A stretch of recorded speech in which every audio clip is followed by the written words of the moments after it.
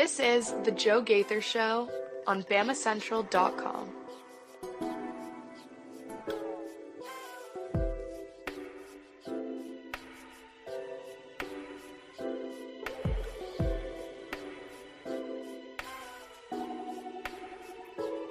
Good afternoon, Tuscaloosa, Internet World, West Alabama. How are you doing today?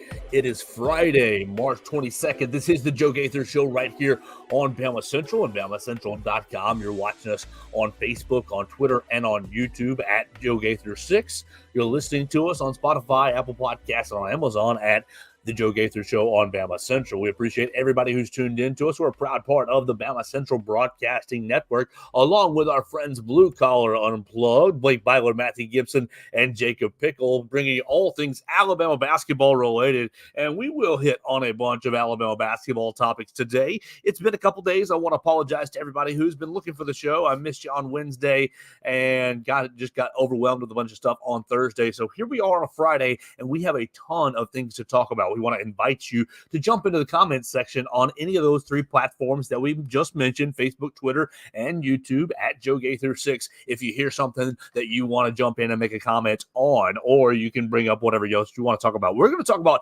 Kadyn Proctor because we haven't talked about it yet on the show. We're going to talk about Pro Day. We're going to talk about two new Alabama football recruits. We're going to talk about Alabama football practice yesterday. We're going to talk about the SEC's performance yesterday in the tournament, round number 1, disappointing 1-3 performance, and we will finish with Alabama's matchup against Charleston tonight, 6:35 on True TV. Can the Crimson Tide get out of round 1 and play on Sunday? So that's going to be the order and the itinerary for the day today, and let's just see how well we get into some of these topics. Again, you can join us on the comment section at Joe Gaither 6 if you want to make a comment about any of these topics. We're starting with our friend Kadyn Proctor. Okay, so we had our show on Tuesday, and then what was that? Tuesday night? Yeah, so Tuesday night, Kadyn Proctor hits on the transfer portal, hits on the Twitter machine. I'm leaving. It basically pops. It blows up that Kadyn Proctor is leaving Iowa and he's transferring back to Alabama. And okay. What do you feel? What do you think? How do you digest this? First off, you obviously on the football field, from a football perspective, you take a 5-star talented tackle back on your football team any day of the week. They don't grow on trees. He was a top 1 or top 3 recruit at his position.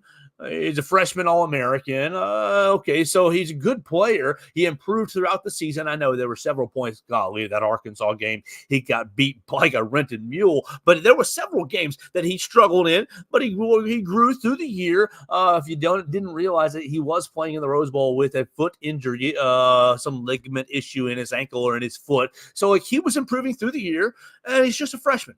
So you obviously want that guy on your football team. Okay, great. So from an Alabama perspective, it's a win on the football field, but is it really a win? What do you make of the locker room dynamic? How do the guys like, okay, so you've got to assume that he was in contact, or he's still been in contact with several guys that are in the program, and they're saying, hey man, the last couple of weeks have been like this. And the last couple of weeks, oh, we did fourth quarter. Oh, we did this, we did that. We're starting spring practice, and dude, we're playing music at spring practice. Oh, you got to hear this new offensive line coach, Chris Kapilovich. He's been whatever the case may be, that he's been having discussions with the Alabama players that are still in the program that have experienced the first 8 to 12 weeks of Kalen DeBoer. And so here we are. He decides, okay, I don't like it here at Iowa, or I'm not as homesick as I thought I was, or I've gotten my fill of home. Look, that was one of his big issues last year. I think he was very homesick. The young man is from Des Moines. I think he's very close with his mother, and you respect that. You love that. And I think that he had a pretty serious girlfriend up in Iowa. And I have no idea if that's continued or not, but I think that he was homesick in that nature. So, okay, you heard whispers about that. He transfers to Iowa. Oh, they kept in contact with me. He basically admits to the tampering violation, and he doesn't play a single snap up there. And now he's back in Tuscaloosa. What do you make in the offensive line room? Are they still like? Is it still? Hey, welcome back to your buddy. You didn't miss anything. I guess. Well, I mean, we did fourth quarter without you. We'll see what you get. Like, okay, so first and foremost, he cannot come back until the spring window. The spring window opens after 8A. So the offensive line, everybody who's in the offensive line room, is going to go through the entirety of spring practice and participate in 8A without him. He's going to be able to enroll, hop into the transfer portal right after the spring window, and he can re-enroll for summer one and, get right back on track, I guess, with his academics. It's just an odd situation. Look, from a football standpoint, it's bad for college football. It is bad for college football to have the transfer portal open this liberally, this freely. Look, I do support for the player movement, and I do support player freedom. And okay, I'm homesick. I want to go home. I'm going to Iowa, going back to Iowa. That's fine. I get that, and no, hate on that at all. And then to experience, okay, maybe this wasn't the right decision. Well, there's got to be some sort of penalty. The player movement, it cannot be so free that you're hearing lots of complaints of, he took a lot of money from the Iowa NIL deal, which apparently he did not. Apparently, he's only gotten money from sponsorship agreements that he already did while he was at Iowa. Just a couple of appearances or whatnot. And so, like, okay, he got money, and you just got so many layers to this that complicate things. The player movement. Kadyn Proctor's up there for 8 weeks or so. I saw, who was it? One of the popular Alabama Twitter accounts saying that it was just a long extended visit. It was a long official visit, a long visit home that he's going to have. And so he's going to come back to Tuscaloosa, and we got to see practice yesterday, and we'll talk a lot more about it here in a little bit, but we got to see practice yesterday. We saw the first team offensive line, and I wondered to myself, how's he going to fit back into this group? We saw Elijah Pritchett, Tyler Booker, Parker Brailsford, Jaden Roberts, and Miles McVay, all the way from left to right. And so you see these guys, and you know that Proctor played left tackle last year. How do you look Elijah Pritchett in the eyes and say, hey man, Kadyn Proctor's coming back, and he's going to be the first string left tackle, and you're going back to second string? You guys competed all year long last year. I know you flirted with the transfer portal for about 24 hours, not 8 weeks, not going to a school, enrolling, and then coming back. But now that Kadyn Proctor's back, you're back to second string. How do you look him in the eyes? And now, granted, probably the talent is probably the Kadyn Proctor's a little more talented than Elijah Pritchett. I don't think Elijah Pritchett's a bad player, but I think that Kadyn Proctor has the physical tools to be a better player. Or do you just say, Elijah Pritchett, you're just going to have to flip to right tackle, and you're going to take place, Miles McVay, you're probably the odd man out there as the most inexperienced player of the group, probably going to be a good player in the future. But what do you say? Or do you say, Kadyn Proctor, hey, man, if you want to play, you're going to have to probably flip to right tackle. I know you were left last year, and that's where all the value is in the NFL, going to the left tackle. What do you do inside the locker room? Do you just say you're the third? I mean, look, you go through the tackles, and Coach Kalen DeBoer was asked about the tackles yesterday, and he was pretty generically complimentary of everybody. You have Elijah Pritchett, you have Miles McVay, you've got our guy Wilkin Formby, Mr. Taco Casa in there. Like, you've got a handful of tackles. What is Kadyn Proctor, how's he going to fit right in? How's he going to come back to the room and fit right in? Now, I am excited about it just from an Alabama perspective. I think that is very interesting, but it's a bad move for college football. It's not a good idea. Now, just through whispers and rumors, it sounded like Kadyn Proctor was not alone, was not the only transfer that has transferred out of the program that has now gotten a little bit of cold feet. I don't think for everybody who's been wondering, everybody who's been insinuating or hoping that Caleb Downs is going to be one of those transfers, I don't think Caleb Downs is one of those transfers. I think he is settled in, locked in at Ohio State, but I do think there are other guys who transferred out of the program, of these 20, 25 guys who transferred out of the program, who have gotten cold feet and have wondered about coming back to Tuscaloosa. And we'll see if that manifests itself over the next several weeks. But no matter if it benefits Alabama or hurts Alabama, it's bad for college football to have, look, you transfer once. I think that's A-okay. And you get your immediate eligibility. But now that Kadyn Proctor has gone in the transfer portal twice in the span of 2 cycles, there's got to be some sort of punitive penalty for him. And look, I know that advocating for sitting out for a year would hurt Alabama, and would throw a wrench into his transfer potentially. But I think you have to go back to the old transfer rules, because that's how you're going to slow down some of this chaos. And if Kadyn Proctor knows, I've only got 1 transfer. I'm sitting here in December and January. Nick Saban just retired. We just lost the Rose Bowl. I don't know if I want to use my 1 transfer because I'm going to have to be stuck, basically at Iowa the rest of my career. That's it's a big decision, because if that second transfer comes with a year sitting out, goes with the old transfer portal rules, you're going to have a whole lot less people jumping in immediately. You got what? We addressed it with college basketball earlier in the week. You had 300 guys go in the portal on the first day. You would have fewer athletes jump into the portal if you were more restrictive of that second jump, that second move into the portal, because I think that because of the freedom, I can just go in at any time, and if I'm valuable enough, my old school will take me back. We've seen that many times, without the re-enrollment like Kadyn Proctor did. But Elijah Pritchett jumps in the portal and then jumps right back out, comes back to Alabama. You'd see less guys going into the portal, just testing the waters per se, if you're more restrictive of that second move. So for Alabama, is it a good thing or bad thing? I mean, you decide. My man Wendell Hare says, I'd make it clear to Kadyn Proctor that he has to earn his spot back. And I think that that's probably, you have to with the rest of the team. You can't just give them the 1.1 job back. You can't just say you're the left tackle right away. I mean, will he earn that job? But for week number 1, maybe, probably he could. But you can't look Elijah Pritchett in the face. You can't look the rest of the linemen in the face and say, hey, this guy left for 8 weeks and now he's coming back and he didn't do anything in spring practice, and now here we are. Fall camp gets rolling and he's the first string left tackle. I think that'd be a bad look. So it's going to be interesting to see, just from a team dynamic standpoint, not from how he fits on the field, because I think he's going to fit just fine on the field. I mean, hey, we saw him last year continue to get better slowly but surely, and I think he's going to continue to do that over the next 2 years at least before he goes into the NFL, 2 to 3 years. My man Wendell continuing on, just make it where each athlete is allowed 1 transfer freebie, yes. Then in order to transfer back or somewhere else, they must finish the academic semester. All right, so Wendell, he is going to have to.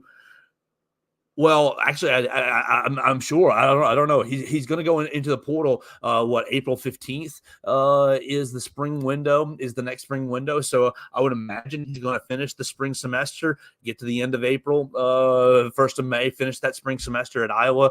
Or maybe, he's transferred twice in the same semester. You probably throw this whole semester out academically. That's going to be funny. That's going to be crazy. And that's an aspect that people don't even consider. The academics, they say student athlete. That's an aspect that they don't even consider. How many of his credits did he transfer to Iowa? Did he what did he earn at Iowa this spring? But I do agree with giving them the 1 freebie. I think when you go back for that second transfer, you should have to revert to the old transfer rules where you have to sit out a year, and that would, I think that would create a lot of people taking a little more time with their futures and with their thoughts. So I don't think Caleb Downs, that's the only thing I wanted to make clear. I don't think Caleb Downs is coming back to Alabama. I know a lot of people were rumoring that or hoping that or wondering that over the Twitter sphere over the last couple of days, but I think that's a no-go.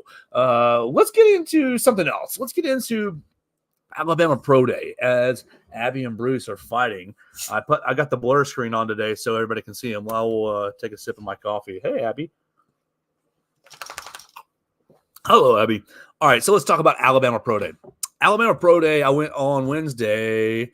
One more from Wendell Hare. Once these players' grades start slipping due to student athletes transferring, what are people going to say then? I don't even think that people are even understanding or even caring about the academic side of anything anymore, Wendell. I think it's all about what are you doing on the field and how fast you can get to the league.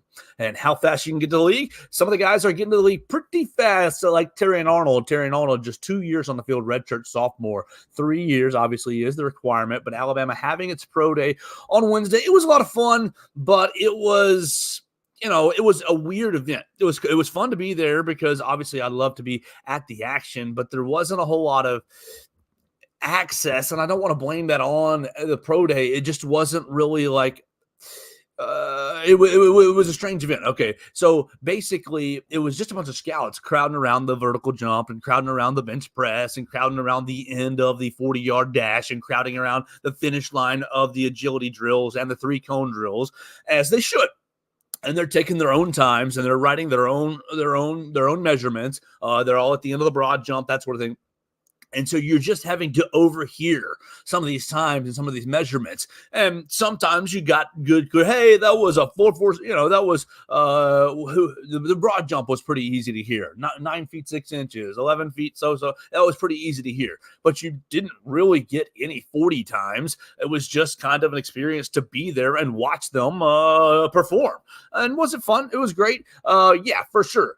You saw several NFL coach, a couple NFL coaches, a couple NFL GMs, and scouts from virtually every team were there.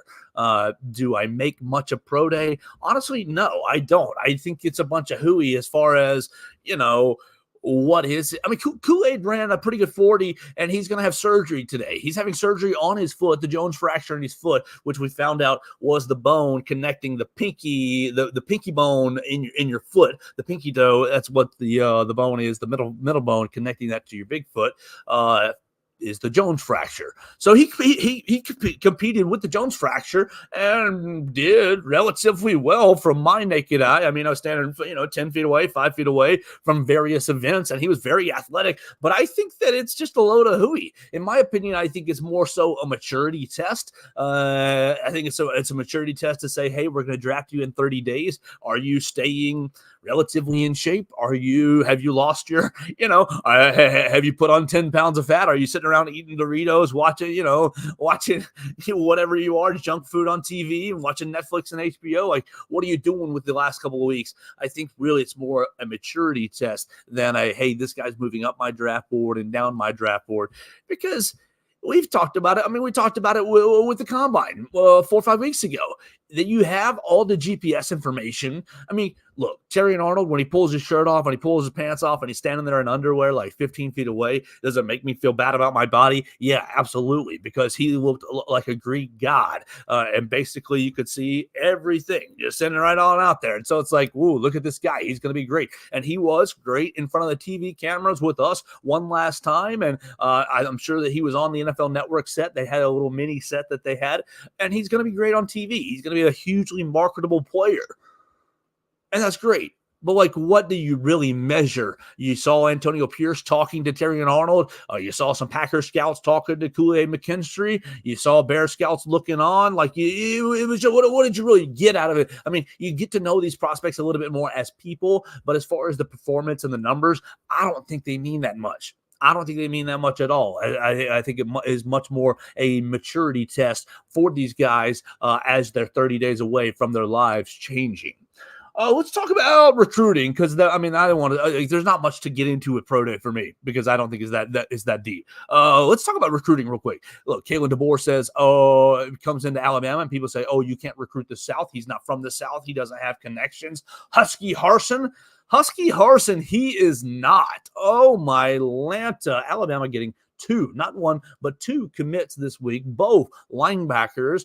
You got your man Daryl Duke Johnson out of Eastman, Georgia, Dodge County High School, and you got your guy Abdul Sanders Jr. at a Mater Dei High School. He's a Mater Dei Monarch, and Alabama's had a lot of success with some Mater Dei Monarchs, Mr. Bryce Young being one of them. So you get 2 linebackers this week, 4-star from the composite for Abdul Sanders, and a 4-star for Dale Johnson. Dale Johnson considered the 3rd linebacker. Abdul Sanders a good bit lower, 37th overall for the linebackers. But it brings Alabama to what?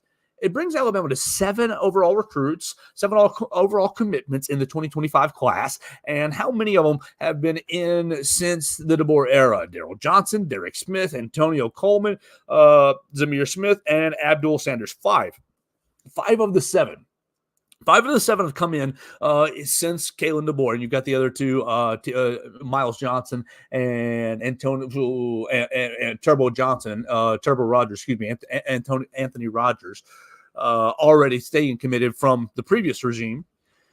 You've got your classes up to the number 8 overall, and you're sitting here pretty with like a lot of other targets. Obviously, it's early in the class period, but you've got guys from now, a lot of guys in the South that have been committing, and now Abdul Sanders committing from California. You're maintaining a little bit of your West Coast roots there from that you built up for the last couple of years at Washington and Fresno State.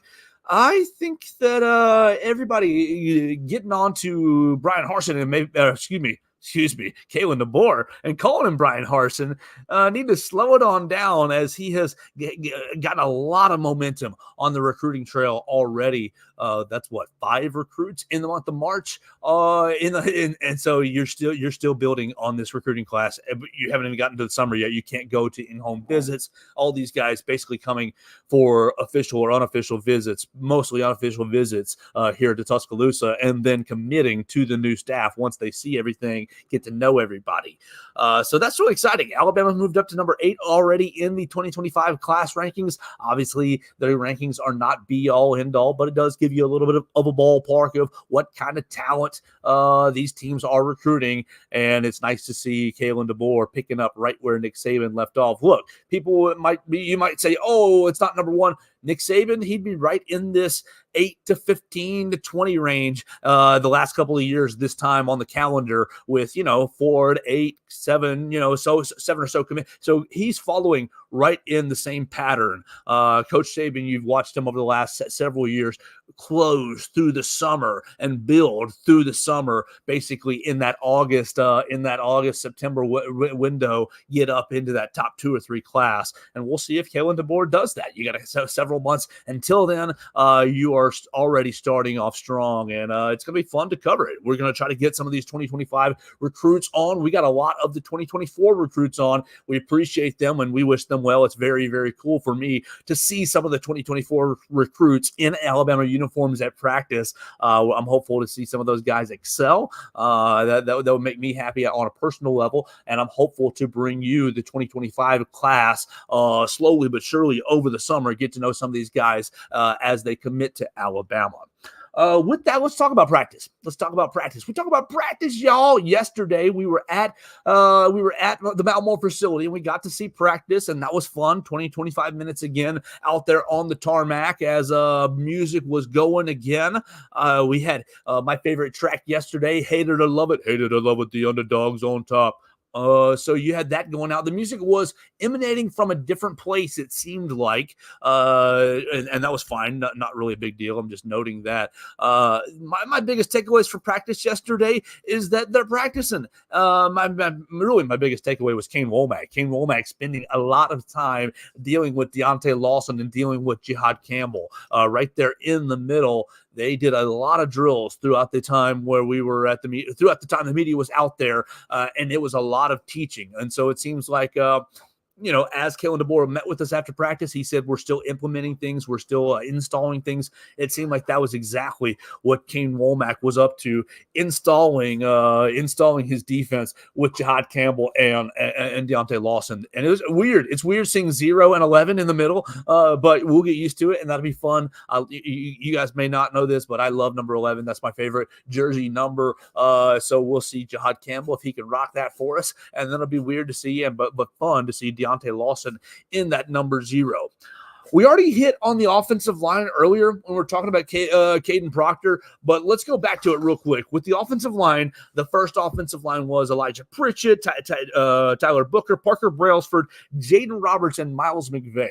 A lot of intrigue, in my opinion, with the tackles, not so much on the interior. How will Parker Brailsford kind of adjust to the SEC? Well, I think he's going to have 2 helpers on his right and his left in Tyler Booker and Jaden Roberts, so I'm not really worried about that. And then Elijah Pritchett, he wasn't great. He wasn't horrible. He wasn't great last year when he was working as the left tackle. Obviously, he and Kadyn Proctor going back and forth through the early part of the year. But look, development happens and teaching happens. What we saw yesterday, you're not getting to see a whole lot of like evaluations. It's basically position drills. It's position drill by position drill over and over and over again. You get individual breakout drills. It's not live action by any means. When the offensive lineman is doing a drill, he's going up against another offensive lineman or the pads. Same thing with the defensive line. You're seeing the defensive lineman chop and rip through. Most of the time, he's going up against another defensive lineman. Same thing with these defensive back drills. We're watching a lot of defensive back drills where the defensive back is, covering the 9 route, covering the fade right down the sideline. Well, a lot of the times he's going up against another defensive back because that's just the way the numbers work and the rotations work. Is that bad? No, but I don't think it's a fair evaluation. So for me to sit here and say, "Oh, Elijah Pritchett, he looked great. Oh, he looked amazing," I don't think it's fair. I don't think it's fair to say about any of these guys, as it was mostly all technique and fundamental work. So you're still in the early periods of building this Alabama program. You're still in the early periods of installing the offense, installing these are the new drills, these are the new ways we do things, and I think it's going well. The tempo was good. There was only 1 or 2 times where I heard Kane Womack, he dropped a couple F-bombs, was saying, let's go. And so for everybody who was worried about Kalen DeBoer not cursing, Kane Womack picked up that slack yesterday. It wasn't heavy. It was definitely not heavy by any means, but it was a couple of, salt and pepper. Here's a curse word here. Here's a curse word there. A little salt and pepper seasoning in the dialogue and in the coaching. So for everybody, there was a lot of people maybe sillily worried about, Coach Saban cursed a lot. These players aren't getting cursed at. Which Kalen DeBoer, they were a little bit yesterday during the time we were out there by Kane Womack. So it was a lot of fun to be out there. I don't think you can take a ton of conclusions from the 20 to 25 minute period that we get to see. I'm not saying that as a, hey, don't let us be there, because thank you so much for letting us be there, Kalen DeBoer and Josh Maxson. We appreciate you guys so much for letting us be there. A lot of fun. My other big takeaways came from the corners, the defensive backfield. Look, we've talked about the defensive backfield a couple of different times already with the spring practice. I'm wondering if Alabama's going to go into the transfer portal in the spring window hunting a corner. You had Jaleel Hurley and Damani Jackson basically leading the guys, but there was a good bit of Jalen Mbakwe, Xavier Brown, and Zay Mincy kind of mixing in there. And did they look the part? Absolutely. They looked the part running through the drills. I mean, they're big enough, they're fast enough, their hips are fluid. They're looking the part, they're catching the football. I mean, they're not getting 100-mile-an-hour fastballs, but they're making the interceptions, and they're jamming the receiver at the line. They look the part basically. But my big concern is you don't have a whole lot of experience at all. Like, Damani Jackson just played 1 season at USC before transferring. Jaleel Hurley redshirted last year. The rest of these guys were in high school. Now, does Jalen Mbakwe, does Xavier Brown, and do Zay Mincy, do they look like college corners? Yes, they do look like college, big, long arms, and kind of imposing, really. And so I think they look the part. I'm worried about the experience at the college level. And so I'm wondering if Alabama's going to go into the transfer portal looking for a cornerback in the spring window. What else did I have from practice? I think that's pretty much it. Look, we saw practice for the 20-25 minutes. Jalen Milroe went with the ones, went through the line first, not with the ones because they never came together as a practice, but went through the line first, through the quarterback drills. Jalen Milroe, Ty Simpson, Austin Mack, and then Dylan Lonergan. I think that's going to be pretty much set in stone. It sounds like Jalen Milroe is the guy, and he's not going to be challenged. And I think that's A-okay. No problem. We'll see how he develops in this offense. It sounds like, by all accords, that he's excelling in it so far. Really getting to the facility early to understand it, and excelling so far early in practice. So we'll just have to see how it translates in A-Day. These guys are going to scrimmage and or kind of practice more live on Saturday. We're going to be back with you on Saturday, talking with you with BamaCentral and BamaCentral.com. After the Saturday day, we're going to get some time with some defensive players and assistants, players and coaches after the Saturday practice period. So that'll be the 6th practice period for this kind of spring period. And what are we, 3 weeks away? We're 3 weeks away from Alabama A-Day, and we'll have you covered right here at BamaCentral and BamaCentral.com. Speaking of Bama Central, we want to apologize for you guys. We have been experiencing a little bit of site difficulties over the last 12, 20 hours or so. And that's a little bit of the reason that I was unmotivated to bring you a show. That is no excuse. I apologize. That's on my end, but the site difficulties is not on my end. We are getting that sorted out ASAP. If you are following us at BamaCentral.com and you're seeing like yesterday's headlines, that's why. If you want to see us, you can look at our social medias at Bama Central on X, at Alabama Crimson Tide on Sports Illustrated on Facebook. We're giving you all the coverage as current as we can right there until we get our technical difficulties worked out. We appreciate everybody reading us right there and bearing with us. We should be back online before the game tonight. We hope to be back online before the game tonight. If not, we are working as fast as we can to get back online and give you the Alabama Crimson Tide coverage that you deserve at BamaCentral.com. Let's keep it going. We're going to go into yesterday at the tournament, Thursday, specifically SEC related, and then we're going to round it out with Alabama and Charleston tonight. All right, so SEC, what the hell? What happened? What happened yesterday? Okay, Mississippi State, you got punked.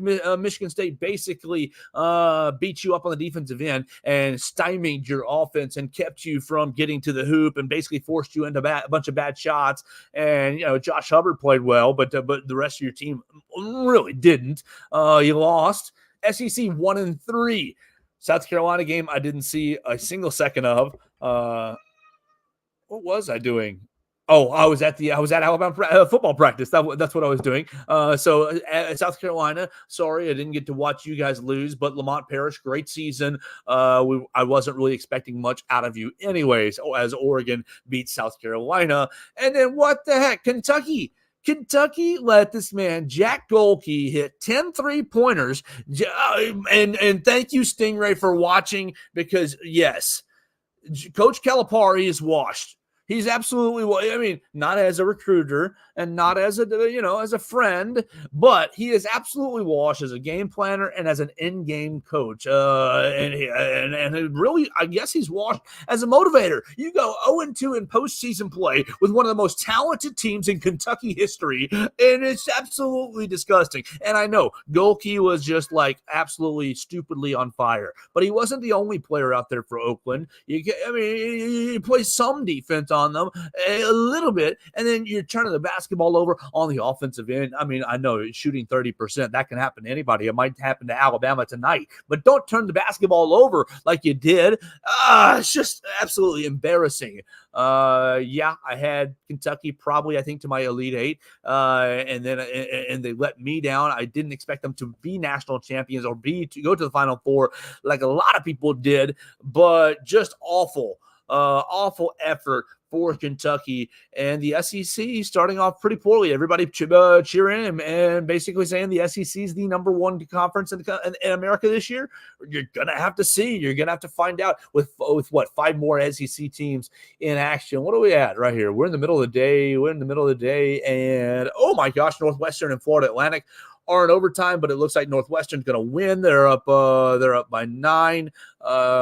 Baylor is beating Colgate by 20. UAB is playing close with San Diego State. What's my first SEC game? Yale and Auburn at 3:15. All right. As much as I'd love to see Auburn lose, I think they're going to win and represent the SEC, get the SEC off on a good start. 3:15, Florida and Colorado. There you go. Here we go. I did take Florida in my bracket. Texas A&M and Nebraska at 5:50, so you get 3 SEC games in a row. I did take Nebraska to beat A&M. I think that I think that A&M's gas has run out.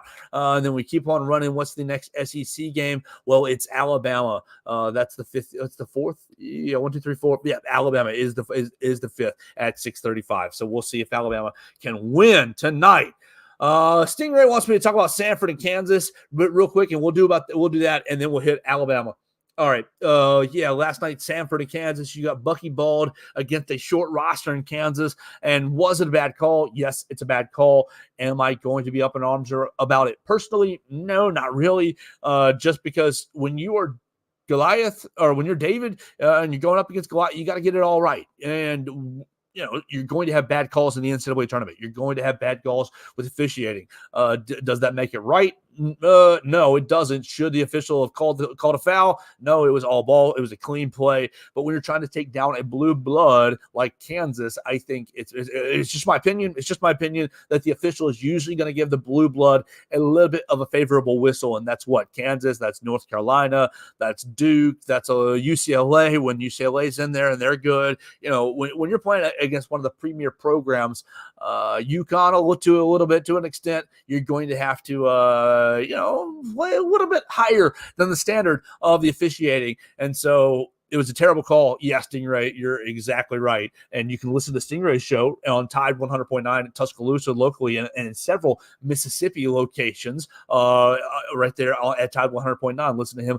at 6 o'clock most weekdays after Ryan Fowler goes off the air if you want to hear his opinions on Sanford and Kansas. I know he's a big, Sanford Bulldog, buckyball, but personally not sad that Sanford goes out. If the other three state of Alabama school teams lose, UAB and UAB and Auburn lose, I won't be that sad if Alabama wins and they're the only state of Alabama school to move on to round number 2. We'll see if that happens.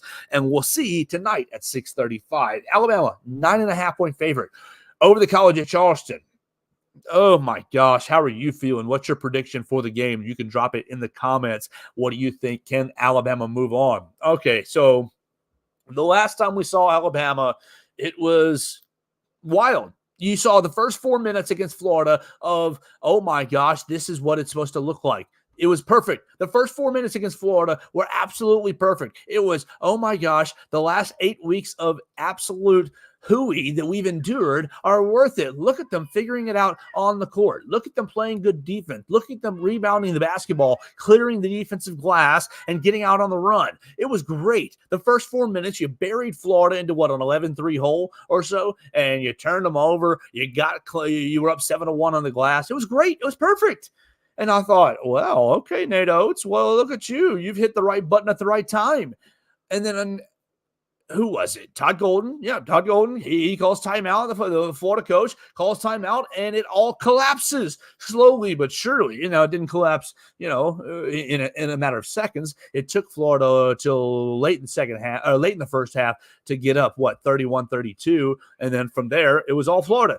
It was a slow and steady collapse from that timeout, and Alabama stopped playing defense. Alabama stopped rebounding the basketball. It was just not a good. It was just everything that we've seen over the last 8 weeks. We'll say that, combined with average shooting. Not a great shooting, but what? Goodness gracious! Thank you guys. Hey! Would y'all calm it down just a little bit? Hey, please, yeah, everybody, calm it down. Woohoo! Let's take a deep breath. Yeah, thank you. All right, good. Pretty sure Latrell Wrightsell went 0 for 4, and I'm pretty sure Ryland was like 1 for 5. Mark was like 1 for 5. So it was not a good shooting night either. And you let the bad shooting dictate your defense, and boom, Florida blew you out of the building, and you're out of the SEC tournament. Not good. So that's the last time you saw the Crimson Tide. And yeah, Ryland told us after the game that he hadn't practiced all week. And ideally, that's been rectified this week. You got a full week of practice under your belt, fully with the entire team. When was the last time that happened? When was the last time that happened? When Latrell wasn't not practicing and testing his head to see if he was going to come back in the 4 games that he missed. And then when Ryland missed the last game of the season against Arkansas. And then, Ryland missed the next week, the lead up week to the SEC tournament. When was the last time this team was healthy? Was it against Texas A&M? I think it was. I'm looking at Alabama's schedule. Texas A&M week was how many games ago? 1, 2, 3, 4, 5, 6, 7, 8 games ago, Alabama beats Texas A&M the first time they wear those throwback uniforms, 100-75. So that's a long time ago.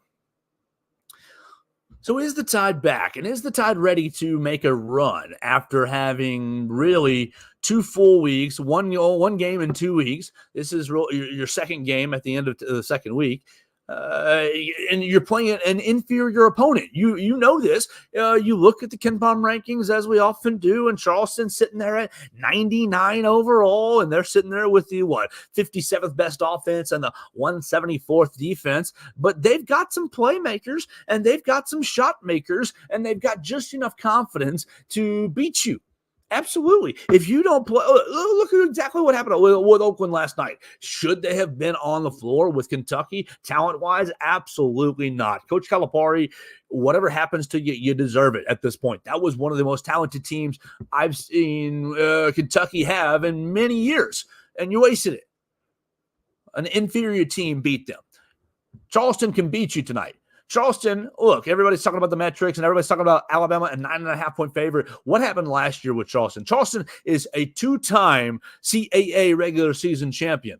Now, they also won last year's conference tournament title for their automatic berth. They won this year's conference tournament title for their automatic berth. The last time they played, unlike Alabama, they weren't blown off the floor. They won a conference championship game in overtime.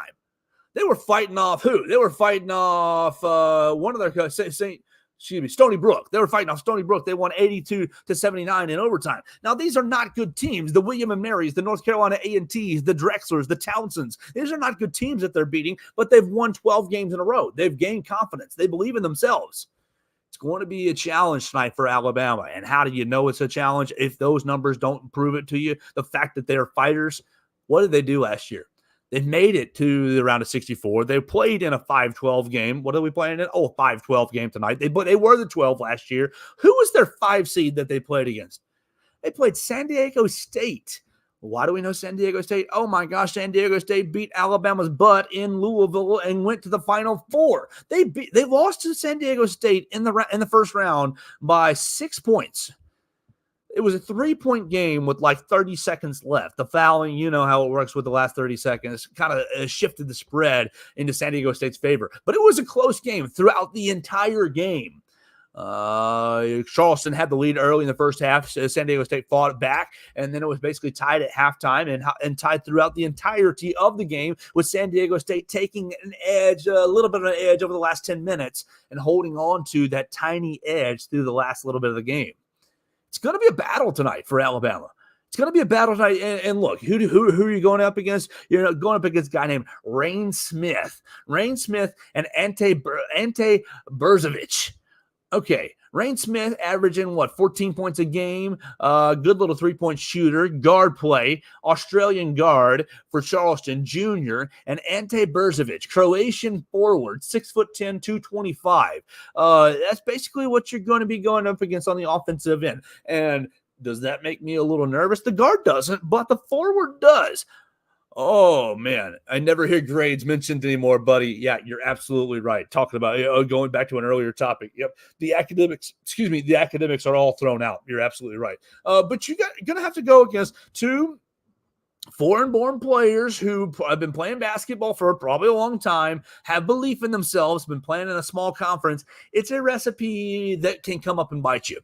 I was on an earlier show today. I am taking Alabama to win tonight. I took Alabama to go to the Sweet 16. I picked Grand Canyon to beat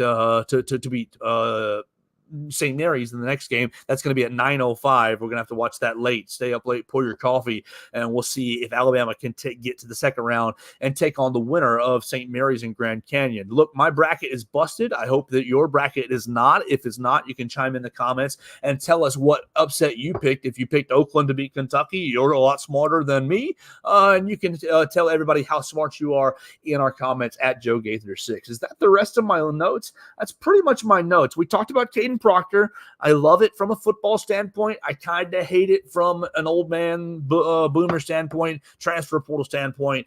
It makes me feel icky. It makes me feel a little bit dirty to see it kind of, go full start. You go in the transfer portal twice in 2 cycles, and you go from one place to another and then back in those cycles. Makes me feel a little icky, in my opinion. So we'll see how Kadyn Proctor comes back to Tuscaloosa in the spring transfer portal window, and how and what Kalen DeBoer decides how he decides to reintegrate him to the team. We talked about Pro Day, how, it was a fun event, but I don't really think it's worth that much for draft stock. We'll see how the 10, 12 guys who participated, if they can get drafted, and how they'll do. We talked about Alabama getting 2 new recruits, 2 linebackers, Duke Johnson and Abdul Sanders. Coach Kalen DeBoer up to the number 8 overall recruiting class for the class of 2025 cycle with 7 commits, 7 total commits, 5 in the last month. We talked a little bit about Alabama football practice, a little bit about the offensive line, a little bit about Caden Womack, a little bit about the defensive backfield as well. And then we basically talked about the SEC's disappointing start. We're going to see if the SEC can go 5-0 today. Alabama, Auburn, Florida, Texas A&M. And it's 4-0 because we had the 15 play last night in Tennessee. Tennessee did win to get to the SEC's first win. And then we talked about Alabama's matchup tonight with College of Charleston. I'm predicting, what did I say earlier on the show that I was on? I think I said 93-88. 93-88, Alabama wins.